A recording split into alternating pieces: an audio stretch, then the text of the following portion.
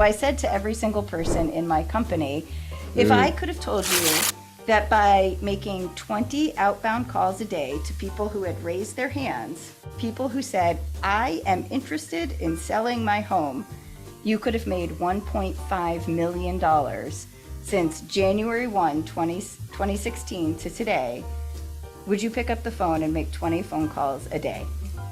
And that's it. I think that at the heart of it, that's what long-term nurture is. It's making the calls, having the conversations, and doing the stuff that other people don't want to do.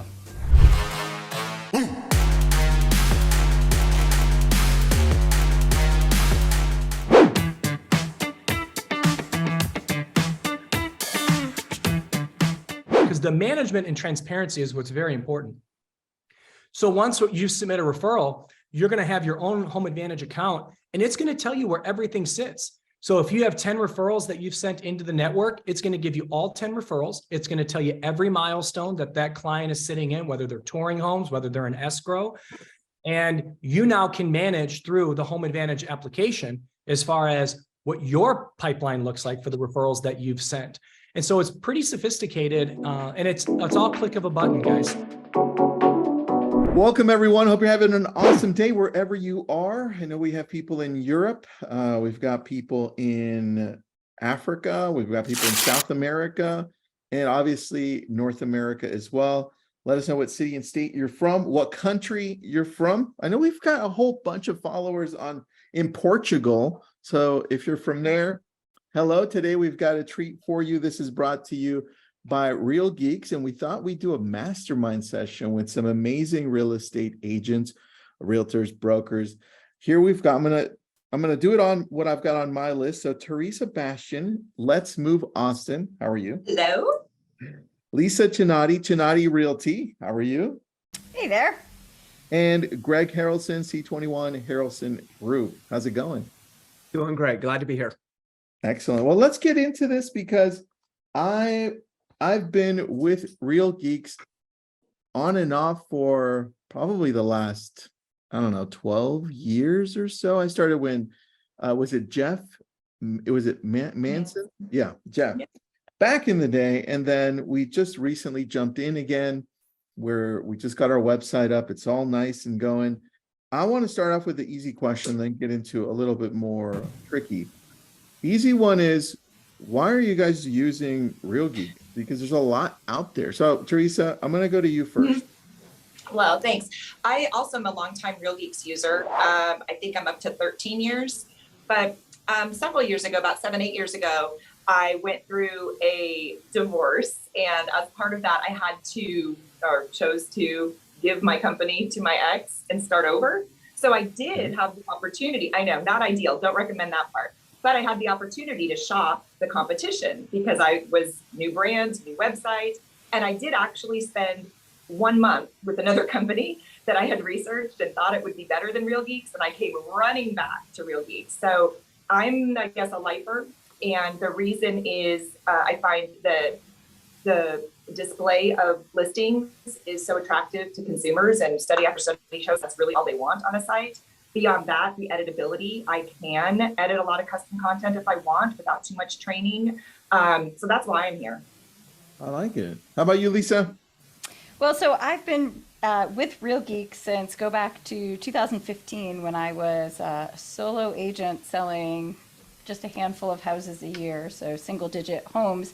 And it was a really great product for the price with the functionality. And as my business has grown over the years, we are running at 120 agents with over 100,000 leads in there, running with the agents and the ISAs. And it's been a really great platform that has allowed us the flexibility to customize it and have the product grow at the same pace that my business has grown. I like that. Good answer. And the cool thing is you've been able to grow with it. So that's cool, showing the scalability. I like that. Greg, how about you, man? You've been with them for what? I think we're coming on 98 years. We're gonna hit. Yeah, I'm definitely a dinosaur within the group for sure. Yeah, I was probably one of the first maybe 25 websites that existed when Jeff was in the early stages of building it out. And And, one of the things, I have had other sites throughout my many, many years. I've never left RealGeeks, but have for some reason found myself with another site. Maybe I acquired a company and it already had a different site.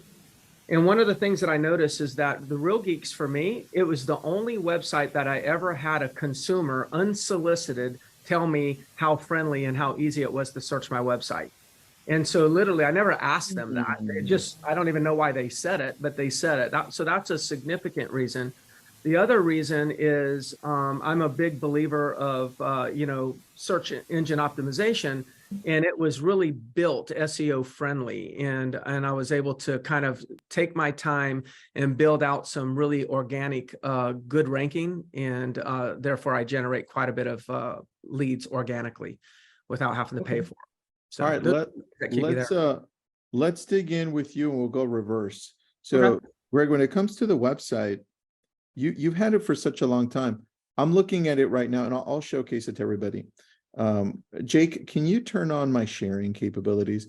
Greg, when it comes to the site on the back end, I think we have a big opportunity right now with what ChatGPT, Google Bard, and some other AI tools are helping us with, and that's creating more content, written content specifically. Mm-hmm.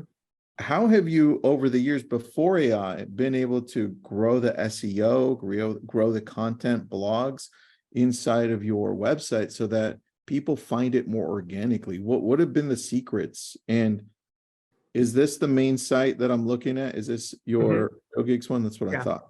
Yeah, that's I have around 10 RealGeeks websites because I'm in different markets and whatnot. So, but that is the original site that I built years and years ago. Yeah. Cool. All right. So what's the secret? Because I see Myrtle Beach condos. If we go to the homepage, click on that'll be fine. So I think one of the first things is scroll down a little bit more, that popular residential communities. Right here. So what I did is I built what really worked well is instead of going after the sexy, exciting Myrtle Beach real estate keywords, which are very competitive, I built the site where I went after long tail terms like Arrowhead homes for sale. So, I probably have 1,000 residential communities where in addition, probably around 1,000 buildings that I built out individual communities or pages to feature those communities or their buildings going after a long tail term. So what ends up happening is I get ranked in the top 1, 2, or 3, mainly above Zillow and everyone else for those long tail terms. Wow. So I may only get 1 click a day or 1 click every week. But when you do that for 2,000 pages, that adds up to be quite a bit. And so I built it like that. So those are like examples of the terms that I was going after. All right, that makes sense, man. That also takes a lot of work. So sure. Yeah. Very good. All right, Lisa, when you're looking at your site, how have you been able to scale it with your team? Because you started as a single agent, 2015. Now you've got here a brokerage of over 100 agents. How has that been? Do you put every single agent with their own site? Do you have them go out and write about certain areas? Take me through that. So the website itself, we're not actually totally having the agents work on. But we use the CRM, so the backside of RealGeeks heavily. Every agent has an account there. One of the things that we do is, so we kind of function as a teamerage, so that hybrid kind of developing in the industry that mixes the best of being at a team, very traditional to what would exist at, say, a Keller Williams or an EXP type model, and then blending it with the best of what agents get at traditional brokerages with hybrids on commission splits and that kind of stuff. But where our benefit really comes from is the team side of the teamerage. And we're very, very heavy with lead gen, leveraging pay-per-click in particular, both on the buy side and the sell side. And the RealGeeks website itself, kind of like Greg alluded to or straight up said earlier, consumers just want to be able to easily search for homes that are for sale in their local marketplaces. Yeah. And so we're able to leverage the RealGeeks website portion of things, combined with pay-per-click advertising and some social media advertising, which drives back to our IDX, to generate enough leads to support the entire teamerage or brokerage or team, depending on which avenue you want to take with this, of 100 plus agents. And we're able to leverage, not just the lead gen, but really transaction management and making sure that we are following the lifetime journey of that consumer from the time that they inbound in their early days of that IDX site, all the way up until they drop out the bottom of the funnel as a nice, toasty, warm client who's ready to transact with us. I like that. Nice, toasty, warm client. That's so good. I love that. All right, Theresa, I've got your site up. I skipped Lisa, but I've got your site up. And along the same lines as what everyone else is saying, consumer just wants to see homes. Yep. So We kept it pretty simple. I love this. This is so easy. Look, everyone, not you, Theresa, obviously, you know, okay? Everyone else. I can look again. Austin, but you've broken it down. It's like you made it easy for me, and you have a nice picture, knowing that people just want to see homes. So along the same lines of what Greg is talking about, it's like you've just built it out, right? So tell me, when it comes to you showcasing homes and areas, what was your reasoning behind this? Because I love this when I was looking about this earlier. Well, it goes hand in hand with our pay-per-click strategy. So we advertise in certain areas. So we wanted to make, those are the areas that are going to bring the most traffic to the site. So we wanted to make the site kind of match where those prospective homeowners clicked on to get there. Got it. PPC, Facebook ads. What are you doing? Are you running your own? Are you going through RealGeeks? What does this look like? I have a manager for pay-per-click. We do some social media. Most of our social media is organic or driven from groups I participate in or I've started. At this point in time, I'm not paying for much social media, but yeah, we do pay-per-click on Google and Bing. All right, good. I like that. Right now, where is most of your business coming from when it comes to real estate? Because I also saw that you do property management, but for real estate, is it referrals, online leads, mailers? What does it look like? We're heavily referral based. The pay-per-click and online leads is actually a smaller part of our business, but we think it's important to continue to bring new people into the funnel with that method. But we're lucky to have such a strong referral based business. I like that. Yeah, and it's the same for us. We do both. Number one for us are referrals, Sphere, past clients, other agents, and then online leads, right? And that's a mix. I like that. Lisa, how about you? What are we looking at where most of your business transactions are coming from? For us, when I started kind of my journey really building the business, and even straight up to today, it is heavily based on online leads from just about every online lead source that you could think of.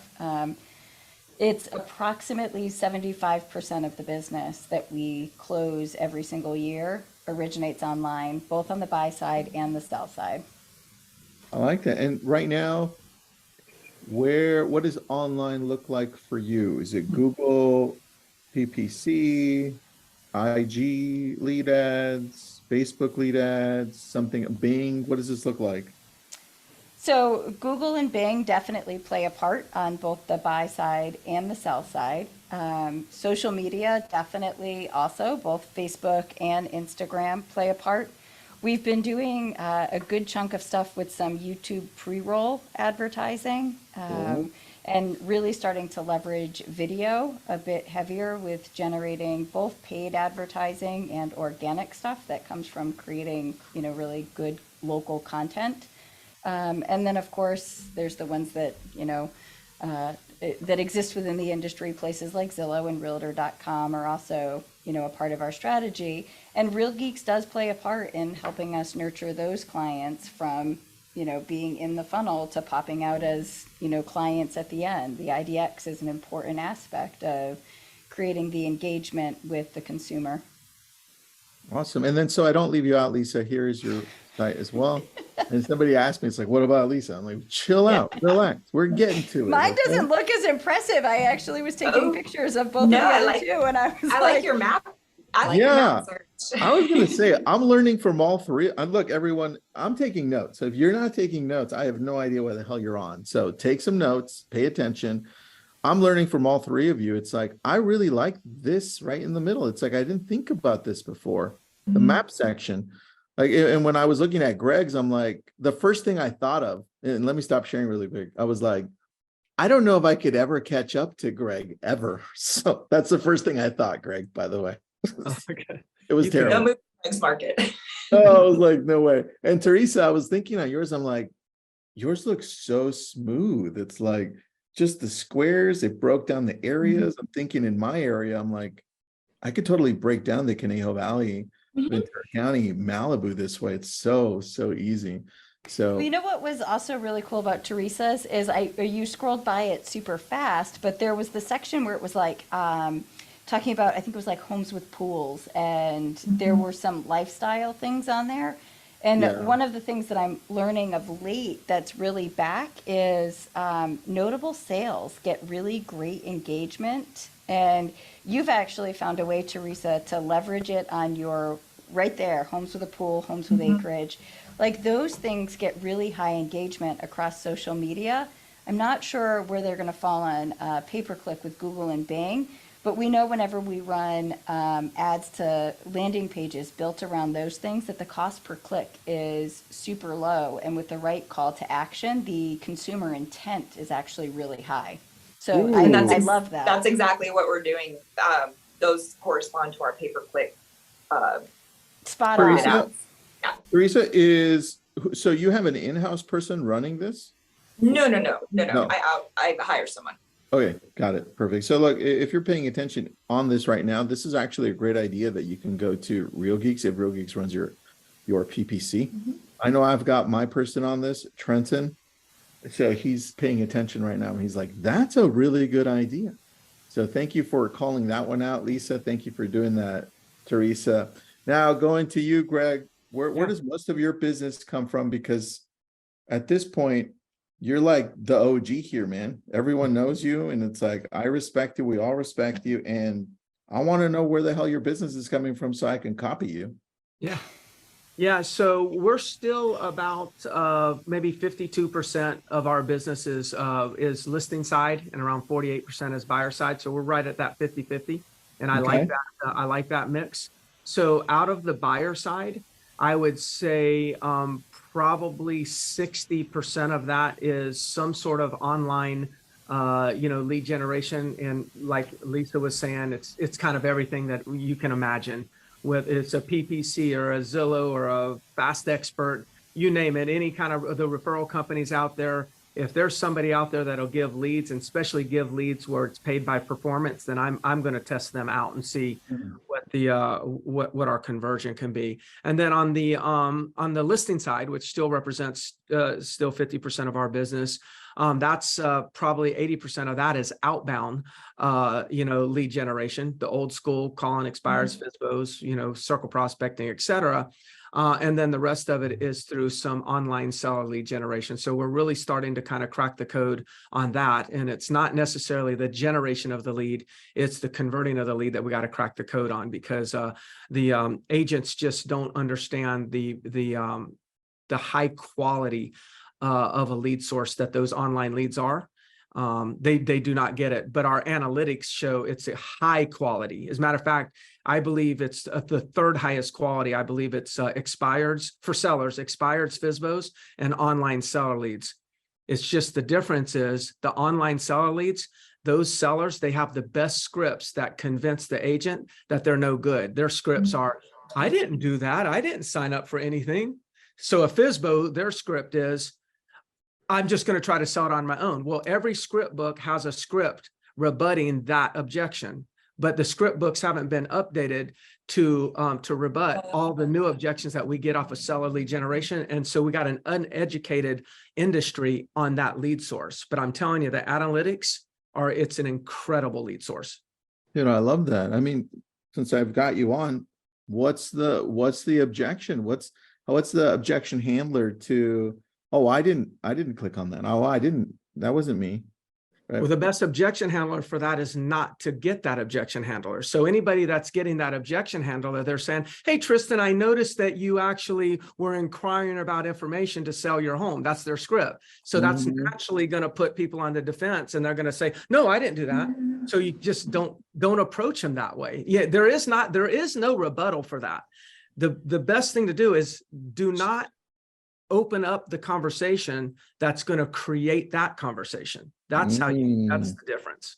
It's a good one, man. All right. Then when you've got all of these leads from all these different sources in your system, and I'm going to ask all of you this question because this is the value-driven information, right? This is how we convert.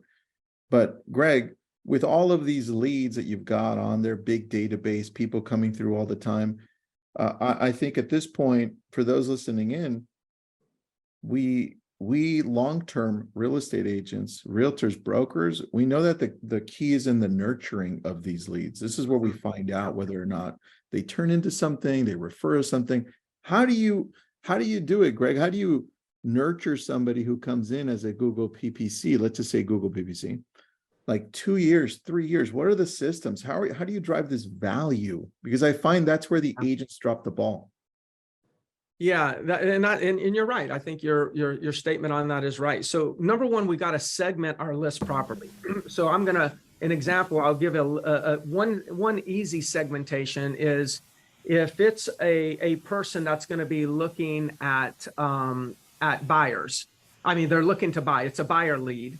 And versus a seller lead, then every buyer lead once a week is going to get, it's going to be on Tuesday, they're going to get an email that's going to be the top 10 new listings to hit the market. And that'll be for the buyer, okay? And that single email that we send, which is we send it out of RealGeeks, and it's plain Jane, top 10 listings to hit the market this week. And then it's got the URLs for 10 different new listings, okay? And then it also has a link to drive them to a page that has new listings. That single email right there gets the most click-throughs and engagement of anything I ever send. So that tells me that's being well received. By the way, all of us are getting that same email from Zillow. It just says top 10 new listings for 29579 zip code. So I'm just taking something that they spent $1 million figuring out and copied it. On the seller segmentation, people that are segmented as a potential seller, then they're going to get information like in the form of a video twice a month through the website. And it's going to, the last video that I did that got huge response was this would be seller and it'd be a condo owner. So I got 2 tags there, seller and condo owner, sent a video to that database on how are increased insurance premiums affecting the condo market in Myrtle Beach. Next thing you know, I get a call, I get a listing, and somebody says, I don't know if you know why I called you.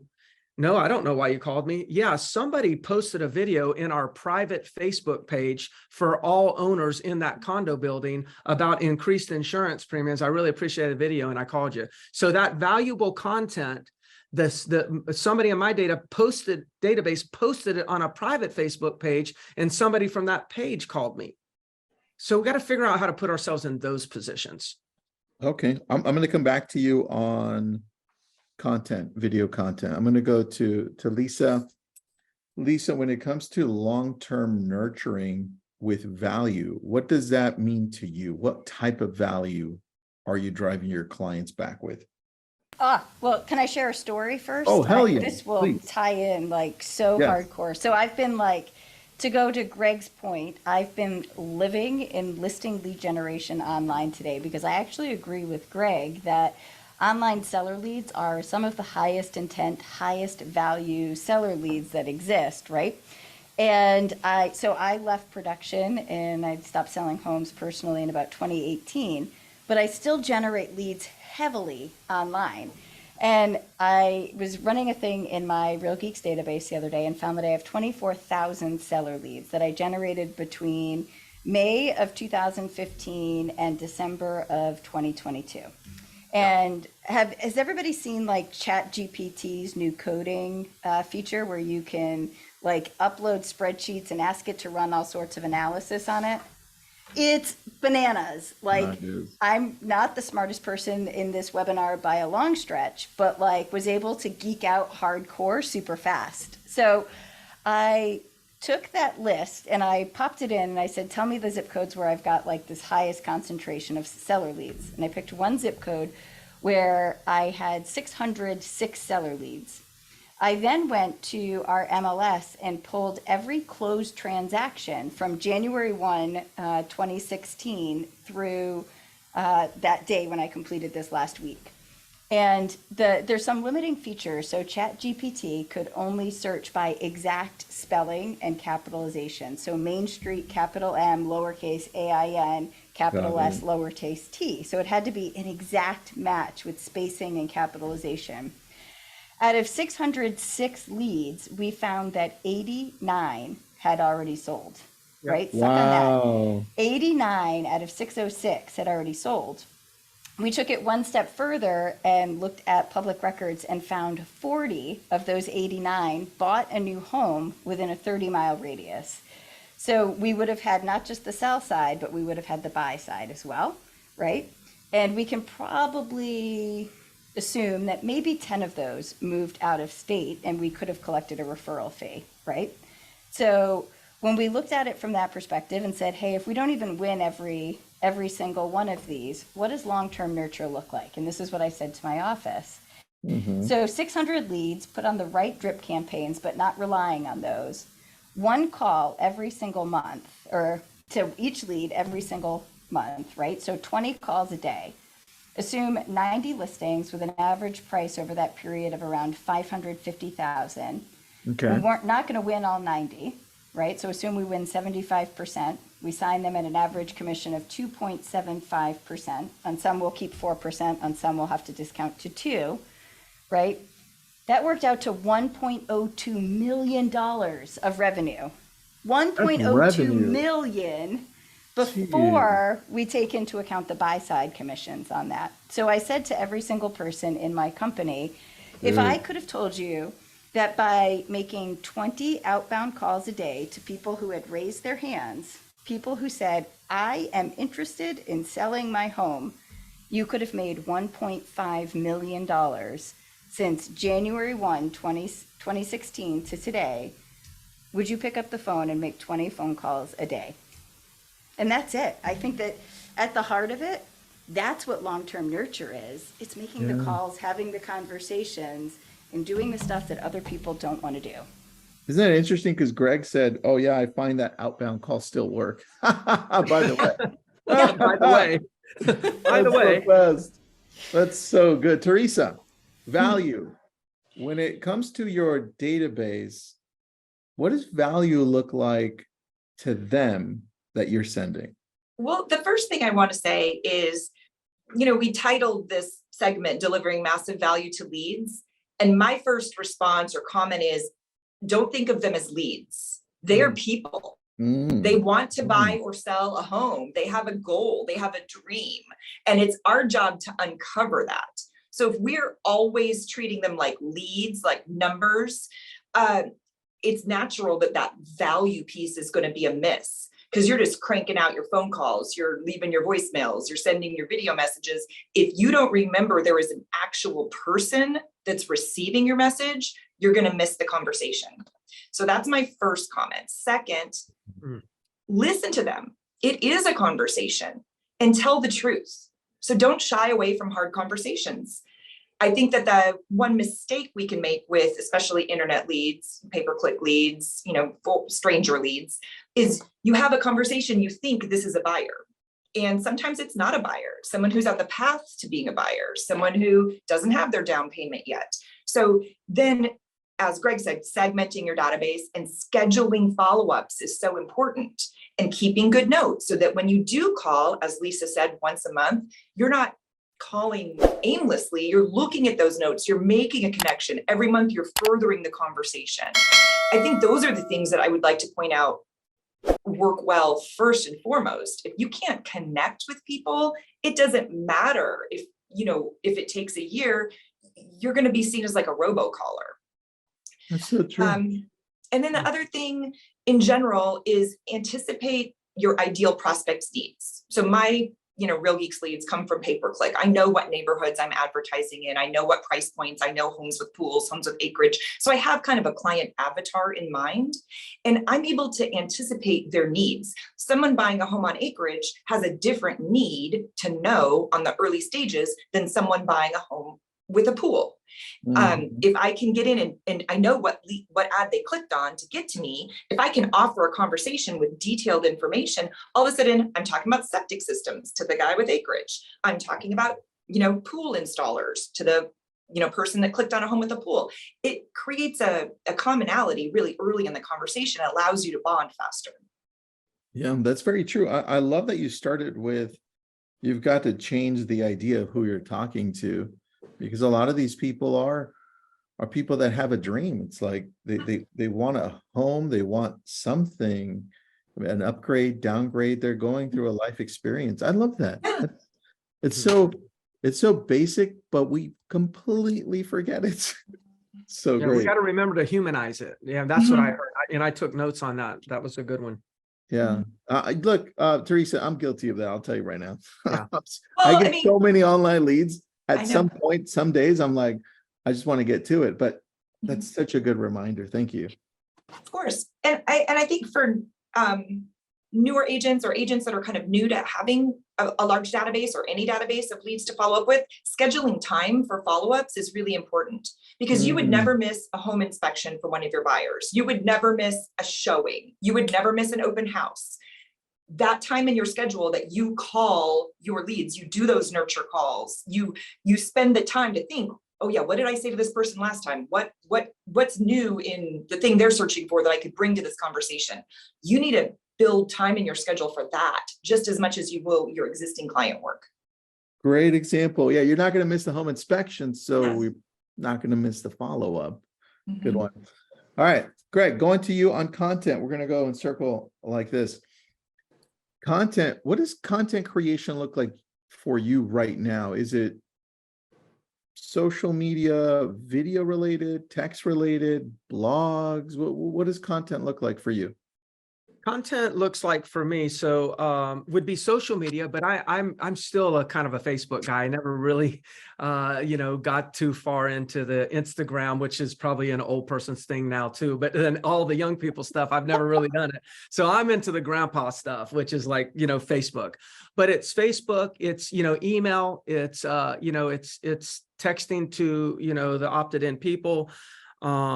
It's then retargeting my database and then building custom audiences on social media, and then kind of like taking a multi-channel approach where I might have an email drip going out with a video embedded in it. But then 3 days later, that same email is going to show up and it's going to be retargeting that same list that I hit the email. So, it's kind of using all of those channels, but using them together. It's not just one channel, and understanding that there's going to be attribution from multiple channels that's going to really influence my conversion. I think the days of just choosing one channel and communicating, if we're only choosing one channel and communicating the list, there is still conversion, but it's nothing like when you're hitting them from totally different channels. So it's going to be YouTube, it's going to be email, it's going to be text, it's going to be social media, but it's going to be orchestrated and coordinated to kind of hit the same list at the same time. I like that. So multiple avenues with the same message. Yes. All right, perfect. Lisa, how about you? What does creating content and delivering it look like for you? I again think Greg kind of hit the nail on the head. I'm leaning into video a little bit more these days than I would care to be leaning into video, but understand the importance of it to the consumer. And I think, like Greg said, it's being able to leverage that video through multiple channels and leverage multiple channels in different ways as well, right? But taking our emails and embedding some of the video content into emails, leveraging it on YouTube and on Instagram and Facebook. I too am too old for that TikTok craze and Threads. I don't even know what it is. They told me I had to have an account, so I do, and I instantly checked out as soon as I checked in. But, across the board, I think one of the things that I am becoming passionate about again is email in particular. I think for a while we got the rap of saying that email was dead. But I think understanding that there are still a segment of consumers that like to interact via email. And if you're using your lists and not abusing your lists and managing them the right way with valuable content, we can manage open rates of 60 to 85% given the topic and the content that we're putting out there. I can't guarantee that 60 to 85% of my phone calls get answered. So when I look at it from that perspective, there's some super powerful stuff that can be done with email. But like I said, it has to be leveraged in the right way so you don't burn your list. What does valuable content on email look like for you? So for us in a low inventory market right now, some of our highest open rates are ones where we're talking about the listings that we've signed and asking for opt-ins if they'd like additional information once the listing is ready to go on market. We're finding really great engagement with video content around community-based stuff, right? The stuff that consumers want to know about that's relevant to them. Kind of like Theresa said, making sure that we understand that they're humans and that we're not just always selling them, right? But that we understand where they are in their home buying or selling journey and how we support them as humans through that. I like that. So community-based stuff that speaks to where they want to live, and then grabbing a little bit of what Greg said earlier, also kind of what's trending that's affecting them with insurance. I thought that was key as well. I'm like, ooh, that's a good point, man. I like that. So Theresa, what about you when it comes to content creation? What does that look like for you, and how are you delivering that?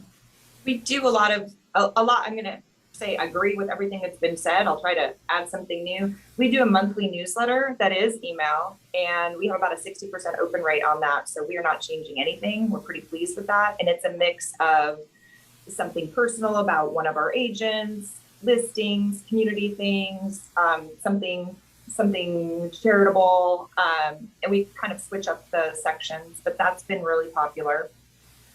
Another thing we did recently is we've created a social media content team in our brokerage to expand the opportunities agents have to, be the voice of the company. So it's not just, in the past it was heavy on just me making videos.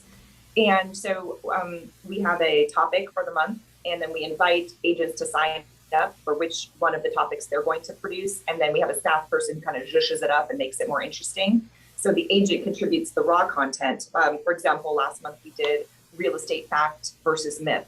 And each agent only had to do a short video, but it was a great way to roll that out. And I think that's going to continue to be powerful. And then another content thing that we do in-person content. So we offer seminars throughout the year for investors. We have an online Facebook group for investors.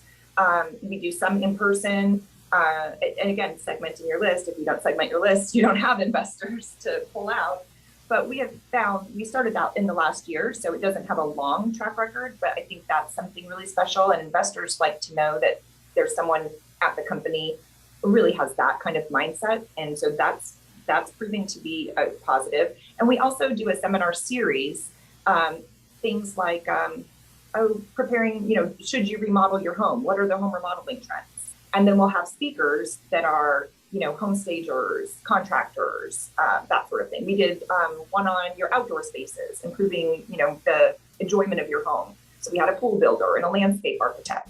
So those are ways to get people, really in the room and in front of our trusted vendors and work their list too. Do you do that quarterly, and do you do that in person? In person. We had a little technical issue trying to stream to Facebook. So the next time we do the series, we are going to master the technical part. But I think it's going to be twice a year, not quarterly. Quarterly would be too much. Got it. 2 times a year. I like that. I like that a lot. So tell me, when you're having the agents on the team create content, Mhm. what is that? Do you have So them do it once a week, once a month, and where do you place that? we for the social media content team, that Yeah. is a list of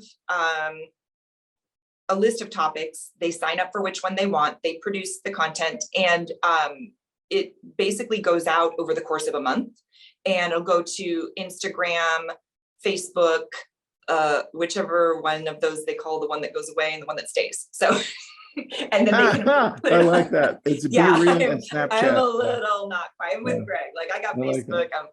I'm open to the rest, but fortunately, we This have a is staff cool. person who's really committed to staying on top of those things for us. I like that. All right. Mhm. So then last question. So if you've got questions, everyone inside of the group or groups or in the webinar, get those ready. I'm going to go through and cycle through. This is my personal question to you guys, because I'm always learning. I love doing these, by the way. I'm always learning from everyone. Theresa, I'm going to start with you since I ended here. What has been the hire that has changed your business Oh, drastically? Just over the last few years, whatever that Yep. looks like. What comes to mind? It would be our operations manager. Valerie is a experienced realtor who retired from working with buyers and sellers. And we had met years before doing volunteer work for the board of realtors. So I knew her like in a network, but not as a friend.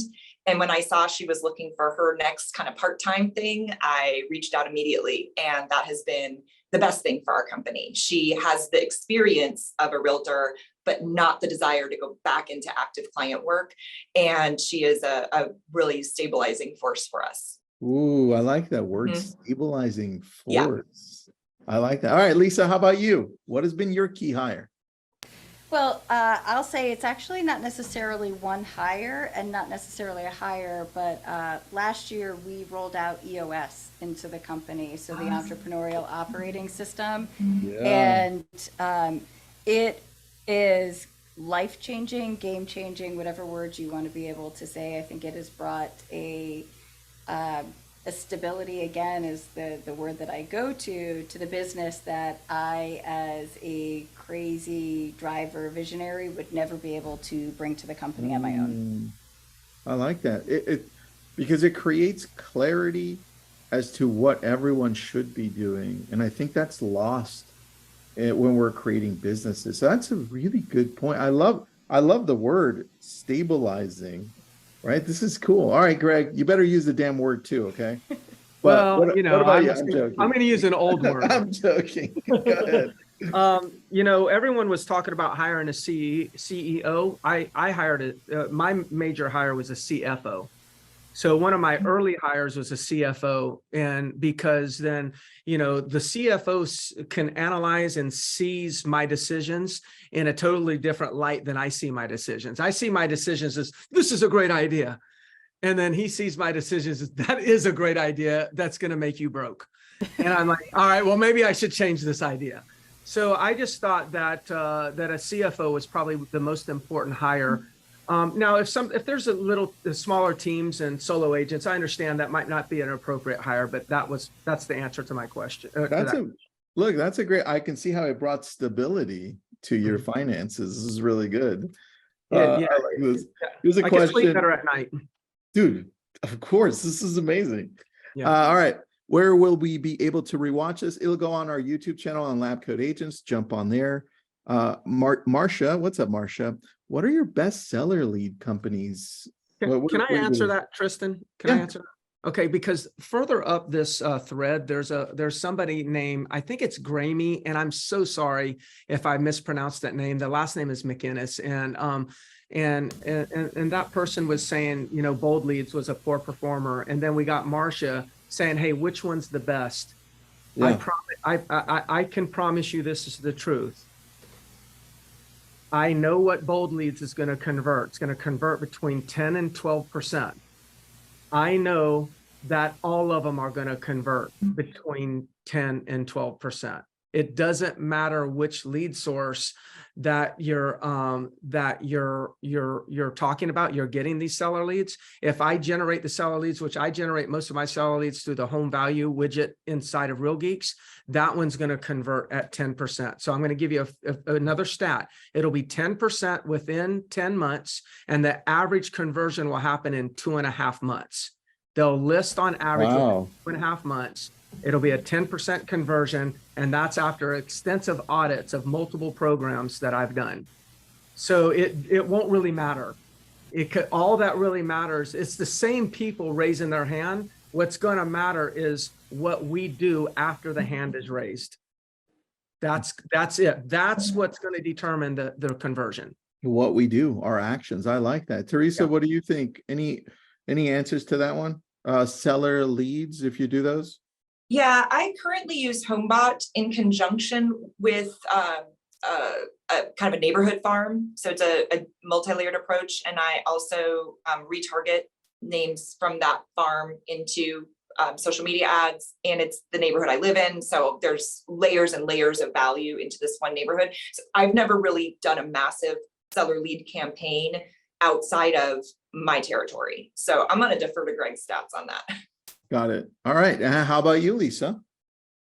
I'm with Greg. Like I said, the stats show it, right? If I look at just the ones that were direct address matches, 89 out of 606 is right around 15%. And I'm going to guess that there's maybe another 10% in there where the spelling was off, the space was off, the capitalization was slightly different.